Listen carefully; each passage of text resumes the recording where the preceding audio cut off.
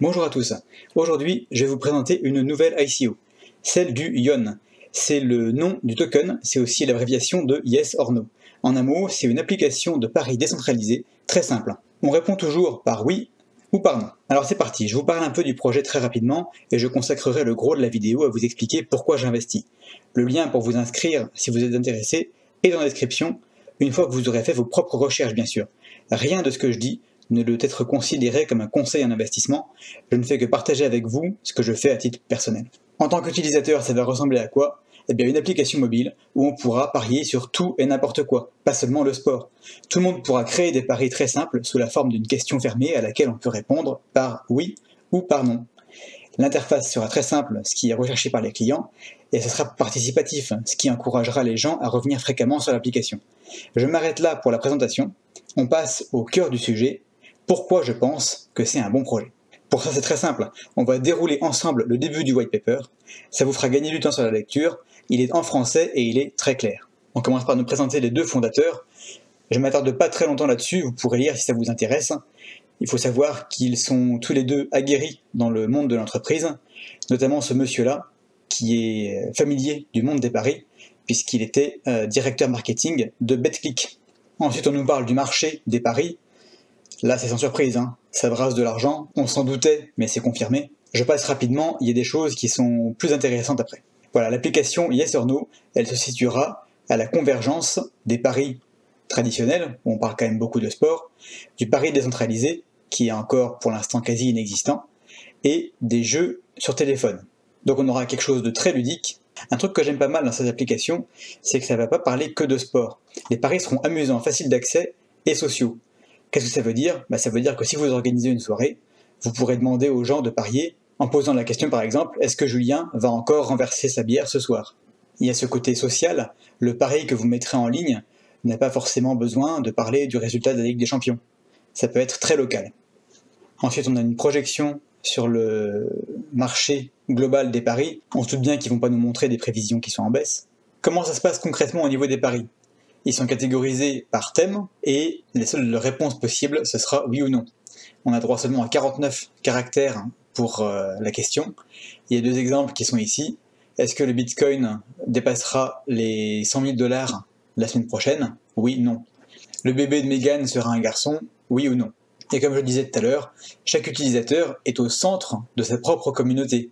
On peut faire des paris entre amis sur des sujets qui n'intéressent que nous. Allez, on s'intéresse un petit peu au tokenomics et au business model. Il y aura 9 milliards de jetons, dont 16% pour l'équipe. C'est pas rien, mais on a déjà vu beaucoup plus que ça. Les jetons de l'équipe seront bloqués pendant 1 an, et ensuite ils auront droit qu'à 25% par an. Déjà vous êtes sûr qu'ils ne pourront pas tout vendre dès la fin de l'ICO. Je vous laisserai regarder le reste du détail.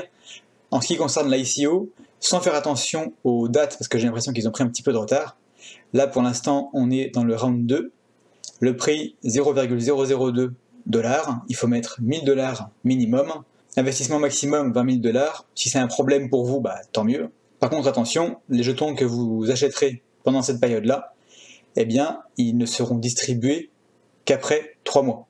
D'ici une dizaine de jours, si je dis pas de bêtises, à partir du moment où vous verrez cette vidéo, on passera en vente publique. Là, le prix passera à 0,003 $, et le minimum d'achat passera à 200. Alors oui, c'est plus cher, mais l'avantage, c'est que les jetons ne seront pas bloqués. Alors comment est-ce que l'argent va circuler dans cette application?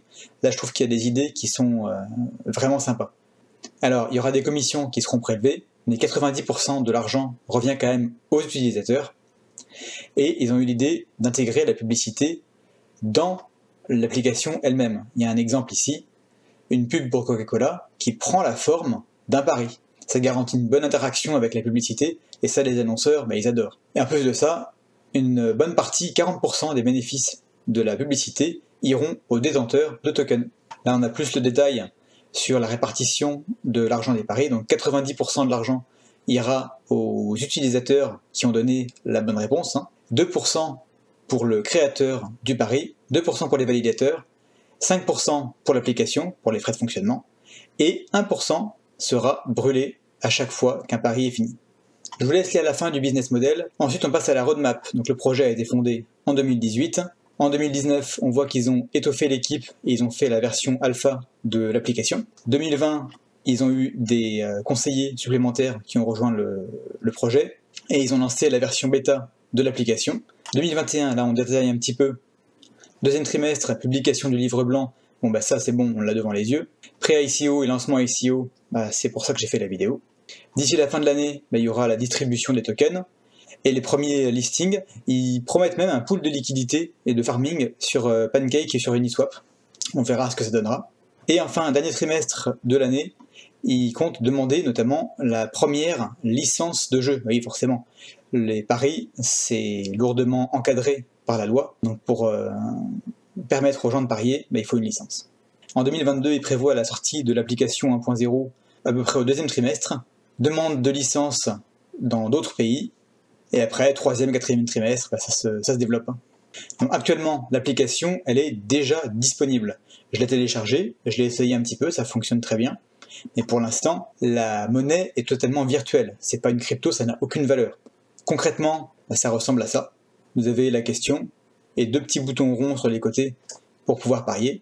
On voit que sur l'App Store ou sur le Play Store, elle est très bien notée et en bonne position dans les applications les plus téléchargées.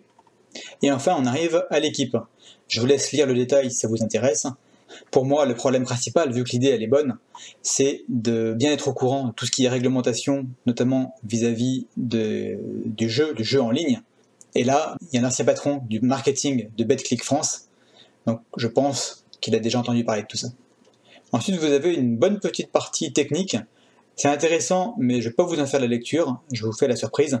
Ça parle notamment de comment est-ce qu'on fait pour valider si une question est une bonne question, bien posée, et si la réponse qui est fournie est la vraie réponse, pour pas qu'il y ait de triche. Et on finit par un petit disclaimer, où on vous rappelle qu'il faut faire attention, et que c'est un investissement qui est risqué.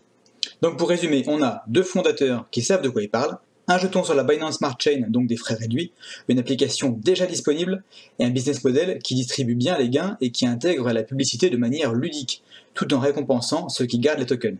Moi là, je dis oui. Maintenant l'ICO, comment est-ce que ça se passe en pratique? Vous pouvez vous inscrire en passant par un lien de parrainage. J'ai mis celui de la chaîne en description. Si vous l'utilisez, ça me fait très plaisir, mais c'est absolument pas une obligation. Je vous mets aussi l'adresse du site sans affiliation. Vous arrivez sur la page de création de votre compte, et ensuite il faut passer un KYC, obligatoire avant de pouvoir investir. Au moment où j'enregistre cette vidéo, on est en phase 2, un token coûte 0,002 $, et comme je disais tout à l'heure, il faut mettre 1000 $ minimum. Les jetons seront bloqués 3 mois après la fin de l'ICO. La prochaine phase, c'est la vente publique, avec des jetons un peu plus chers, mais un minimum d'achat qui tombe à 200 $. Et pas de période de blocage. Vous pourrez vendre immédiatement après. Vous avez à votre disposition toutes sortes de moyens de paiement, fiat et crypto. J'ai choisi le BNB. C'est le plus pratique et le moins cher au départ de Binance. En envoyant les BNB sur la Binance Smart Chain, ça m'a coûté environ 20 centimes de frais. Il est également possible de payer par virement bancaire directement en euros, mais là j'ai pas testé. Je vous rajoute encore une fois une mise en garde. Oui, le projet a l'air solide, oui, l'équipe est très sérieuse, mais ça reste une ICO, donc on n'oublie pas que c'est risqué et on ajuste son investissement en conséquence. Voilà, n'oubliez pas d'utiliser le lien qui est en description si vous voulez soutenir la chaîne, c'est très apprécié. Merci à tous pour votre fidélité, j'apprécie énormément votre participation, à la fois en commentaire et sur le Discord. On se retrouve très vite pour une nouvelle vidéo. En attendant, soyez prudents dans vos investissements, mais sans oublier de rester curieux.